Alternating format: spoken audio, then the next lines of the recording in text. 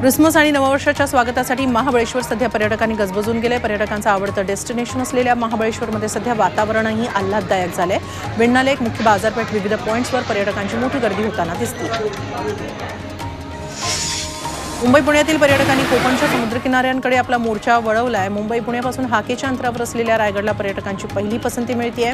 त्यामुळे रायगडमधील समुद्रकिनारे पर्यटकांनी गजबजले आहेत। पर्यटकांची संख्या वाढल्याने हॉटेल, लॉज, गेस्ट हाऊसही हाऊसफुल झाले। तर सरत्या वर्षाला निरोप देण्यासाठी पर्यटकांनी तळ कोकणाला पसंती दिली आहे। देवगड, विजयदुर्ग, मालवणमध्ये तारकर्ली, देवबाग, चिवली बीच, तर वेंगुर्ला आणि शिरोडा बीचवरही मोठ्या संख्येने पर्यटक दाखल झाले आहेत। सिंधुदुर्ग, विजयदुर्ग पाहण्यासाठी पर्यटकांनी गर्दी केली आहे। बनाना राईड, स्कुबा डायव्हिंग आणि पॅरासेलिंगचा आनंद पर्यटक लुटतात। सलग सुट्ट्यांमुळे अलिबागचे समुद्रकिनारेही पर्यटकांनी हाऊसफुल झाले। सुट्ट्यांचा आनंद घेण्यासाठी मोठ्या प्रमाणात अलिबागच्या हॉटेल्समध्ये बुकिंग करण्यात आली आहे। तसंच अलिबागमधील बीच पर्यटकांनी हाऊसफुल झाले। साई भक्तांनी साईनगरी शिर्डीमध्येही अलोट गर्दी केली आहे। साई दर्शनासाठी भाविकांच्या दूरपर्यंत रांगा लागल्या। शिर्डीतील भक्तनिवास हॉटेल फुल झाले आहेत। साई नामाच्या जयघोषानं साईनगरी दुमदुमली आहे।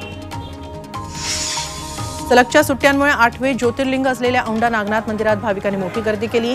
सरत्या वर्षाला निरोप देत नवीन वर्षाचा नवीन संकल्प करण्यासाठी मोठ्या प्रमाणात भक्त नागनाथ चरणी लीन झाले। नागनाथाचं दर्शन घेण्यासाठी गर्दी झाली आहे। बोरघाटातील वाहतूक कोंडी फोडण्यात रायगड पोलिसांना अखेर यश आलं। आज पहाटेपासून वाहनांची मोठी गर्दी इथं झाली होती। मात्र मुंबईवरून पुण्याला येणाऱ्या मार्गिकेवर वाहतुकीत बदल करण्यात आला। पोलिसांनी 15 मिनिटांचा ब्लॉक घेतल्यानंतर पुन्हा वाहतूक सुरू केली। दुपारच्या सत्रात वाहतूक पूर्वपदावर येऊ लागली।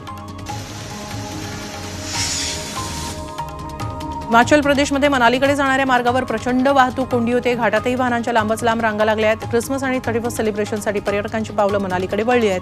त्यामुळे त्याचा ताण वाहतुकीवर पडतोय। अत्यंत संथ गतीने वाहतूक सुरू आहे। क्रिसमस आणि नवीन वर्षानिमित्त रेल्वे, एसटी तसंच खासगी बसच्या बुकिंग्स फुल झाल्या आहेत। रेल्वे आणि एसटी 100% आरक्षित झाल्यानं खासगी बसचे तिकीट दर गगनाला भिडले। मुंबई गोवा प्रवासासाठी खासगी बसच्या दरात तब्बल 2000 ते 4000 वाढ झाली आहे। तर कोकण रेल्वेच्या एसी कोचसाठी 200हून अधिक वेटिंग पाहायला मिळतंय। मुंबई बाहेर पडणाऱ्या प्रवाशांच्या संख्येत मोठी वाढ झाली आहे। सलगच्या सुट्ट्यांमुळे नागरिक गावी जात आहेत। त्यामुळे एसटी बस 100% आरक्षित झाल्या आहेत। कोकण, गोवा, पश्चिम महाराष्ट्रात जाण्यासाठी प्रवासी गर्दी करत आहेत। नाताळ आणि नववर्षानिमित्त अहमदनगरमध्ये बियर आणि वाईन शॉप मध्यरात्री 1 वाजेपर्यंत सुरू राहणार आहेत। राज्य उत्पादन शुल्क विभागानं हा आदेश दिलाय। त्यामुळे यंदा पहाटेपर्यंत पार्ट्या जोरदार रंगणार असं दिसतंय।